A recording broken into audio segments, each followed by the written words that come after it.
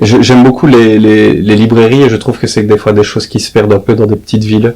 Et on a tendance un peu à râler les gens qui viennent un peu de la campagne du fait qu'il faut tout de suite aller sur Bruxelles, Liège, Namur et ce genre de choses. Et je trouve ça important aussi de prouver qu'on peut ouvrir quelque chose ici.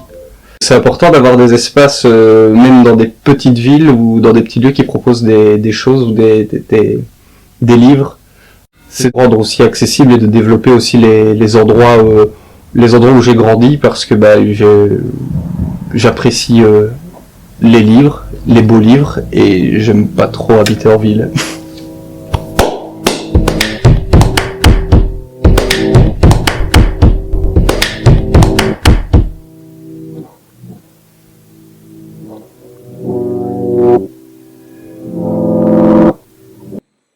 Je connais les éditions adverses depuis déjà un petit moment parce que son éditeur, Alexandre Balkan, avait travaillé à l'association, avait travaillé chez Uchikuchi. En tout cas, c'est le créateur de Adverse, publie de très beaux livres et beaucoup de nouvelles réflexions du coup sur le média de la bande dessinée. Il y avait ce troisième livre du coup de Rosé Rappel qui s'appelle Soundtracks, qui est une bande dessinée abstraite.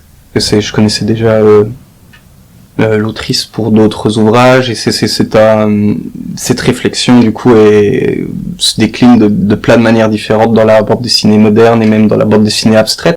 Et là en fait ce qui se passe c'est qu'on a des éléments qui appartiennent uniquement au champ lexical de la musique, à savoir des mesures ou alors des éléments de manipulation sonore mais numérique qu'on va reprendre un petit peu tel quel. Et on va mélanger en quelque sorte ces éléments numériques avec des éléments qui sont à l'encre, qu'on va coller, saturer ensemble et qu'on va distordre numériquement à nouveau. C'est qui va utiliser en fait des éléments visuels que tout le monde connaît en les distordant. Tout le monde va comprendre que ça va parler de musique, rien que le nom du livre s'appelle Soundtracks.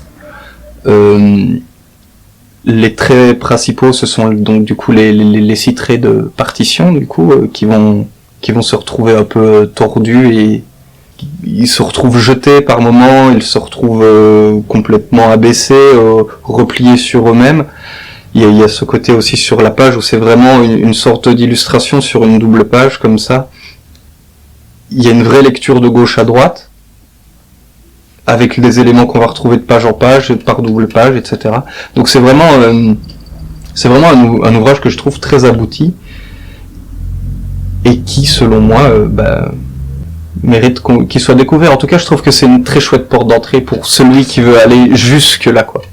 Et le but est finalement de dessiner la musique avec quelque chose qui reste très silencieux, le dessin, et qui raconte finalement la musique, du moins l'émotion qui est censée reproduire la musique. Parce que c'est une expérience de lecture. Tout le monde peut le lire, tout le monde peut y avoir trouvé quelque chose, mais alors du coup, en effet, tout le monde ne sera peut-être pas ouvert à cette expérience de lecture, quoi. Ça va, c'est à vous de choisir, hein.